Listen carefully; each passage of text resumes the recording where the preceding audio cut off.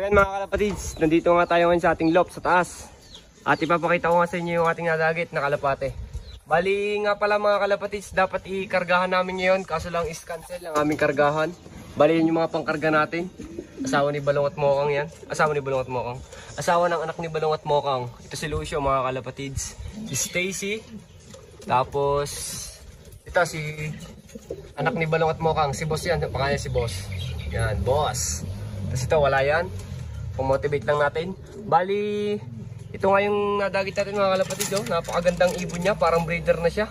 Bali yan ikusang pumasok sa loop natin mga kalapatids. Kasi na nagpapatoka tayo. Pagkatapos natin magparonda nagpatoka tayo. Nagkusya na rin siya pumasok dito mga kalapatids. Kasi nakita niyang tumutuka yung ating mga ibon.